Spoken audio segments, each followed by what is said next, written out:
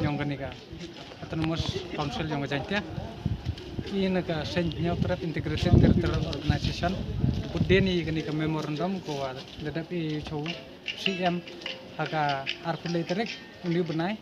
senam arpui tidak pui yu chamne te we kila de menjur ki ulai kat kamu tu kodor khas ko da pai ko himti no ki saki pelai ya kini tolge kini tolge ko to ulum khajana ya kini barjala ketika trading banan tribal hewan ya kini cegwet kawi hamo kondor kawi sadauki kawi hasunsanapur CM boy isi yang pada rau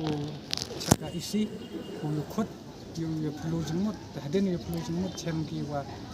sangat hok di kani kejing suggestion ni limba kani memorandum ongki watok hi nang wa ulek saki deki dekat kamu wa ladan bimbing assessment kemudian dau chong isi ran ki haden katu kan ni por tu perkat di nuan ki dekawi kelak luti kamnu lai be ka ni dekilisi ba TI hadir wapoi sekali ke pang, intervene sekali ke kam, to halor yo wapelai degi berusimet nang mencual lene degi tekilisi yo mem kenu ke jing mentoi ke council. Nanti daw intervene ongi, wato lek bat degi council kenang wo tip kat nu yo kat nu jing to. Kam tam hini por wa hakini lekat wi benai ka tu. Jing ke jing tu tulok ibu staff. Te hadin yo jing hiran pisah yang ini council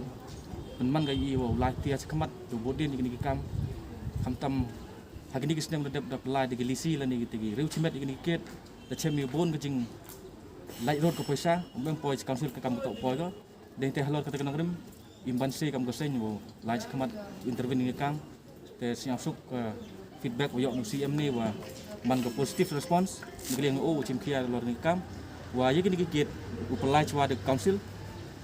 hadir ni Taiwan ini yang saya nak buatin iwa dah you compare